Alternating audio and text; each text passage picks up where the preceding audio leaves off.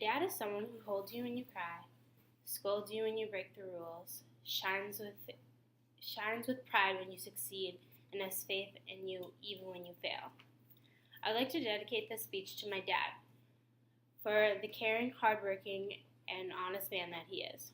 After graduating from high school, my dad moved out of the house with the clothes pretty much just on his back. Him and my mom were completely broke for quite a few years. All the money they had just pretty much went to paying the bills and just trying to save up just for the little house that they could. My dad is the hardest working man that I know. He is up with the sun each morning and has hardly missed a day of work. Every time he's working, he makes sure the job gets done right. He never takes shortcuts. One day he just kind of decided that he's going to start a cleaning business. And many of his friends were like, oh, what a waste of time. You're not going to succeed. And just thought, he wasn't going to succeed. And then now to this day, he's able to prove to them wrong that he succeeded and he has a very successful business now. And that he can say that he didn't just get it handed over to him. He's able to say that I started it myself and I started it from scratch. One thing I've learned from him, though, is just to never give up on your dreams like he never did with his business. My dad is the type of person to always put others first. There's been many times where he's gotten calls on weekends that he doesn't work, even at 2 a.m. And they're asking, can you please come help me? I have water in my basement. And unlike most people, he sets the phone down quietly, no complaint, and just rushes over to his customers as fast as possible. One thing I've always looked up to my dad for is the way he's able to communicate with others. He's probably like the best communicator I've ever seen.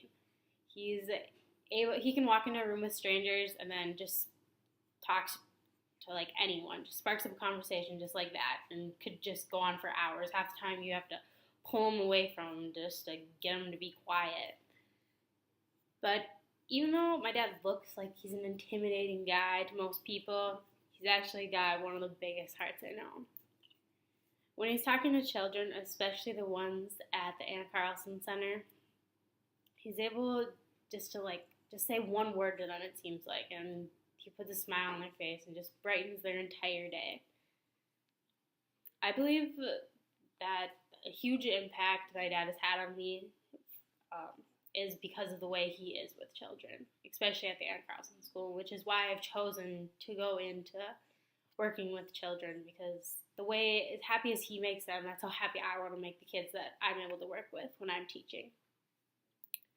I always wondered why my dad says hello to everyone. Literally says hello to every single person he talks to. Then one day I realized how just saying hello can change someone's day around like a million times better. Anytime I have a question about my vehicle, my dad is the first person I call. He knows everything there is to know about vehicles pretty much. He's, as they say, a motorhead. But he's even restored his grandpa's truck this last summer, and he's starting to work on another truck when he has the spare time.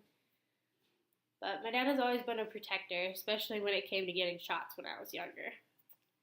Every single time I had to get a shot, he had to be in the room. He didn't have to hold my hand or anything. He just had to be in the room, just made everything, and seemed to make everything so much safer. I don't know why, but he still has to be in the room to this day. But now that I'm growing up and moving on to bigger and better things, Dad, I just want to thank you for being you and for showing me that life is all about the small things, not the big things.